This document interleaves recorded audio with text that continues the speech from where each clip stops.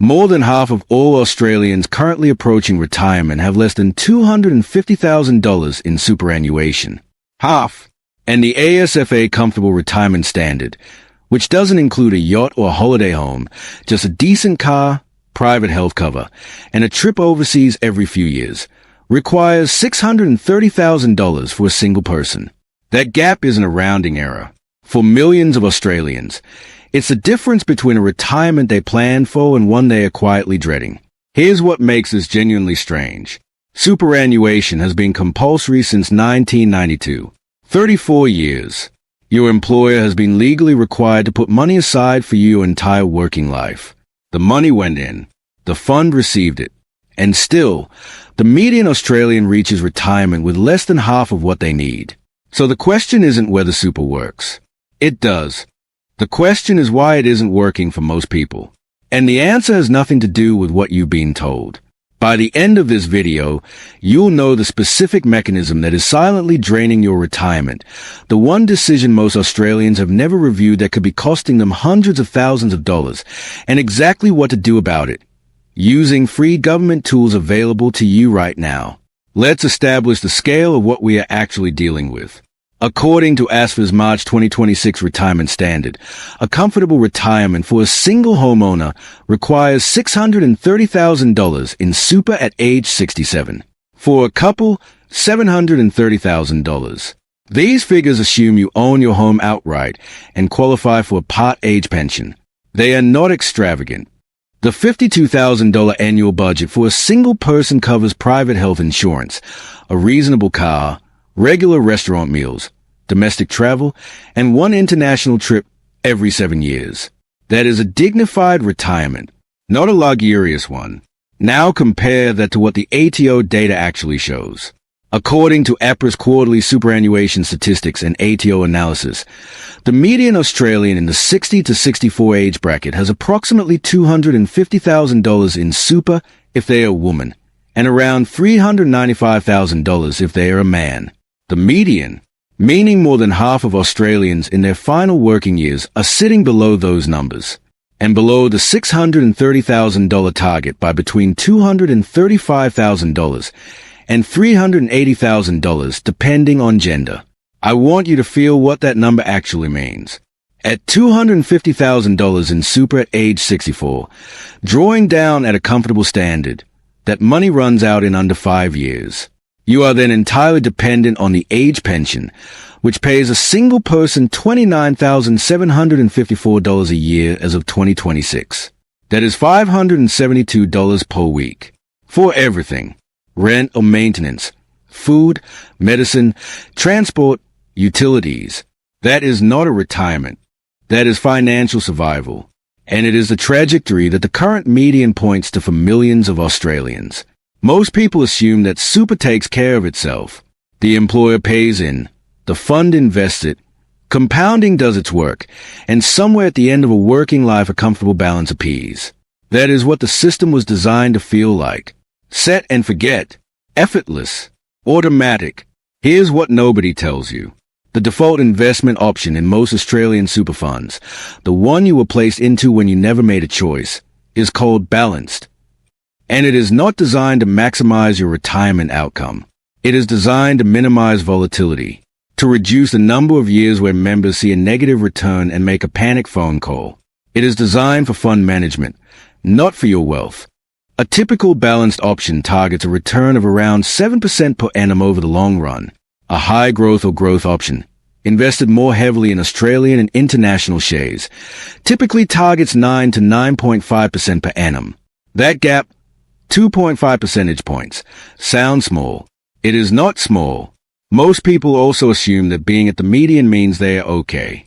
I'm average. Average is fine. Here's the problem with that logic. According to research from Illuminvest reviewed in March 2026, the median super balance by age is a peer comparison. It tells you where you stand relative to other Australians. It tells you absolutely nothing about whether you are on track for a comfortable retirement. Being at the median, at every age group, means you are significantly short of the ASFA comfortable target. Every single age group. Average is not enough. Average is behind. And this is where it gets interesting. Because the reason most people are behind isn't what they think it is. There are 4 specific mechanisms at work. And understanding all 4 is what separates people who reach retirement comfortably from those who don't. The first is the investment option trap. I'll give you a number. A 35-year-old with $100,000 in super today, contributing 12% of an $83,000 salary, in a balanced option returning 7% per annum, will retire at 67 with approximately $710,000. The same person, same fund, same contributions, but in a high-growth option returning 9.5% per annum, will retire with approximately $990,000. The difference is $280,000 from one decision, made once, that most Australians have never revisited or even thought about. That is not a minor optimization. That is a life-changing number delivered by the default setting you were placed in before you knew enough to question it. The second mechanism is fees. According to the Chant West Super Fund Fee Survey from December 2025, the weighted average total fees across all my super products, industry, retail, and corporate vary significantly.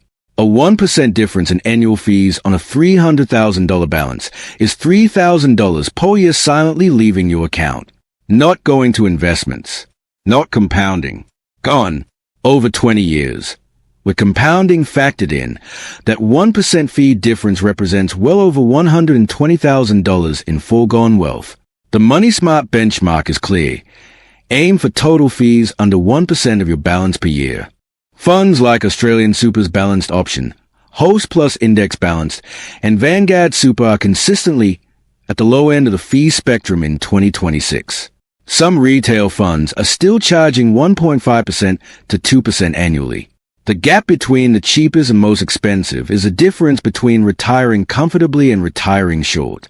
The third mechanism is a gender gap, and it runs deeper than most people realize. Women currently retire with 25 to 30% less super than men across almost every age group, according to ASFA's October 2025 research paper.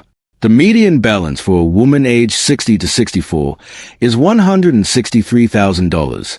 For a man, it's $219,000, and that's the median, not the average.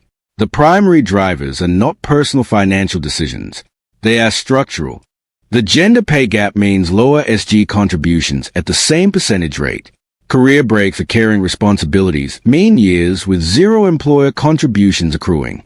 Higher rates of part-time employment compound both of those effects. And the historical SG rate, which set at 9% or 9.5% for most of a long career, means the compounding foundation was always smaller than it needed to be. This is not a behavioral problem. It is a structural problem built into the design of the system over decades. The fourth mechanism is the SG history that nobody talks about. The superannuation guarantee started at 3% in 1992. 3%.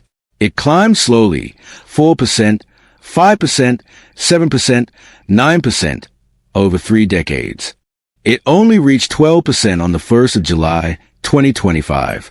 If you are 50 or above right now, you spent most of your working career contributing at 9% or 9.5%.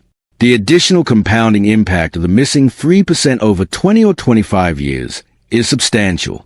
According to ASFA modeling, a worker owning $80,000 per year for 30 years at 9% SG and 7% annual returns accumulates approximately $570,000. The same worker with 12% SG throughout would accumulate $760,000. That $190,000 gap is not your fault. It is the arithmetic of a system that took 33 years to reach its design rate.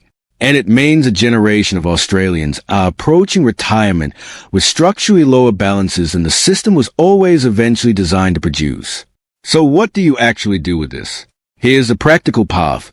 5 specific actions available to every Australian right now. First, check your investment option today. If you are under 50 and your fund has you imbalanced, you are almost certainly in the wrong option for your stage of life. The consensus from ASIC, APRA, and independent financial modeling is clear. Younger and mid-career Australians should typically be in a high-growth or growth option. You have time to absorb short-term volatility. You do not have time to accept subdued long-term returns. Log into your fund's member portal. Look for investment options. Compare balance versus high-growth returns over 7 to 10 years. The difference will surprise you. Second, use the ATO's Your Super Comparison tool. It's free, it's independent, and it's the most straightforward way to compare my super products in Australia.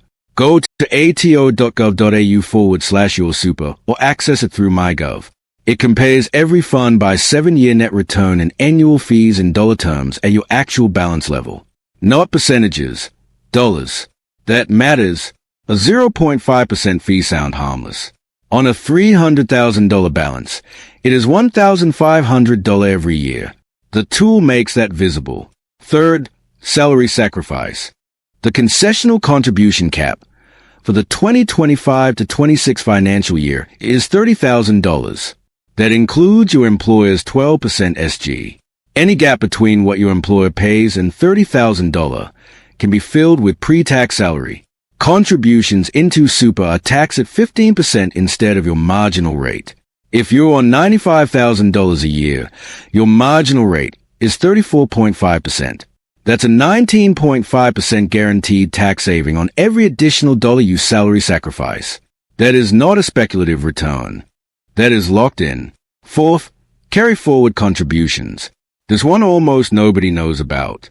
If your total super balance is under $500,000, you can carry forward unused concessional cap space from the previous 5 years and use it in a single year. In some cases, it means contributing up to $150,000 in a single financial year at the concessional tax rate of 15%. If you had a windfall, a redundancy payout, or you're simply catching up after a career break, this is the mechanism to use. Fifth, mark your calendar for the 1st of July, 2026.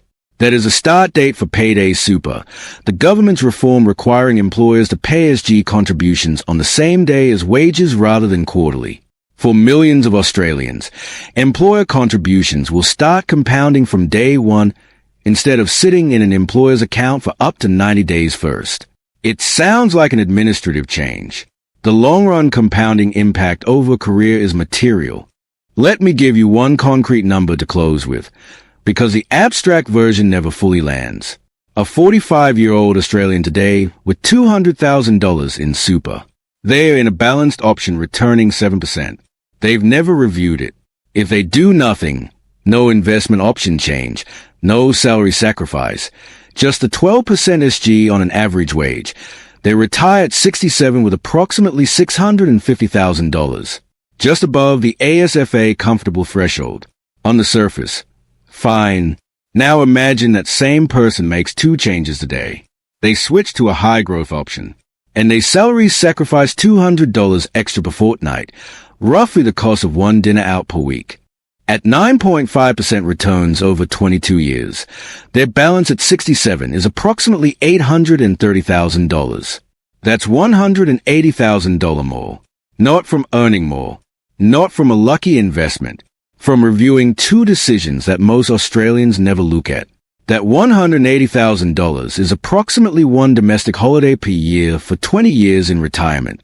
It is a difference between watching your spending and not watching your spending. It is a difference between calling a friend to say I can't afford it and being the one who pays for the round. And every year that passes without those decisions, still imbalanced, still not salary sacrificing, costs you approximately $5,000 in foregone returns on a $200,000 balance. That's compounding against you, quietly, every single month. The system was not designed to fail you, but it was designed to be passive.